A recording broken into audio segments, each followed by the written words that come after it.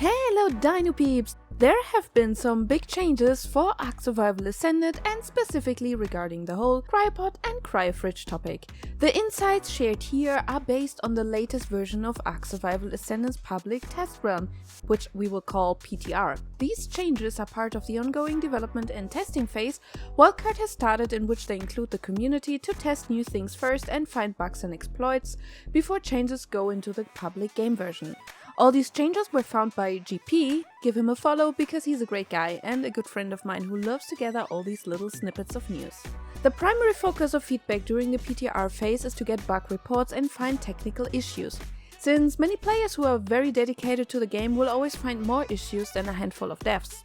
However, the developers also actively encourage players to give suggestions and recommendations for changes in the gameplay mechanics. They may not follow up with every suggestion, but taking them into consideration if they fit into the direction they want to go to. While it's still the Ark community and the community is never one undivided opinion about anything, these conversations can be heated, but with small steps we're getting to the point where the idea of the devs takes shape. But let's talk about the changes. If you haven't seen my last video about how Cryopods will be different to Ark Survival Evolved, watch this one first, because this video will talk about the changes to the last video, not to the overall changes to Ark Survival Evolved. If you watched that one, just come back and watch this one afterwards. Previously, Cryopods were a quick and easy way to access your dinos, but the recent updates have brought in some key adjustments. Now deploying dinosaurs will require a powered cryofridge, meaning those pocket dinos aren't as accessible as before anymore.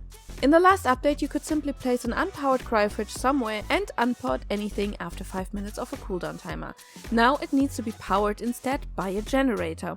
They also removed the possibility to place cryofridges on platform saddles, so you cannot easily have a mobile flying uncryo station with you anymore.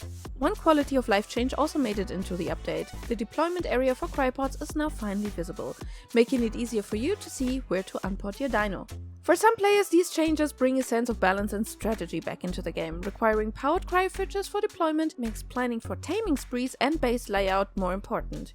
It shows that Wildcard's intended purpose for cryopods is mainly for storage and controlled transportation units. It removes the instant access to a powerful creature in tricky situations that should rather be played out smart than using a sledgehammer to crack a nut. Bringing a bit of challenge back into the ASA, which is meant to be a survival game, is something that has some players excited about these new changes.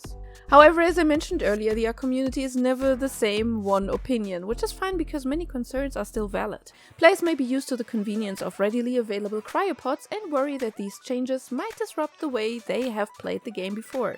The requirement for powered cryofridges might feel like an unnecessarily hurdle hindering the ease of accessing stored dinos.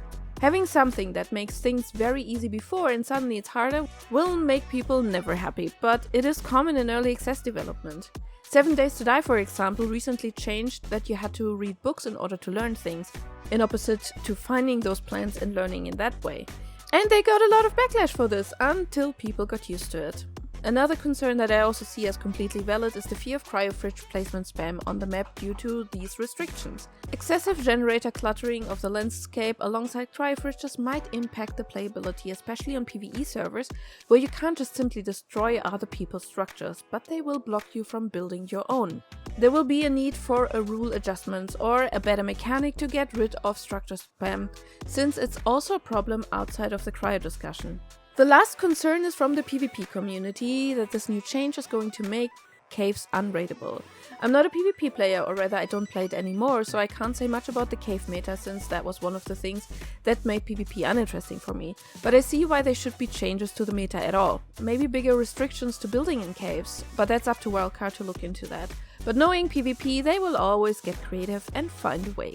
So survivors, what's your take on these changes? Do you prefer the shift towards the more strategic gameplay, or do you prefer the convenience of the old cryo system?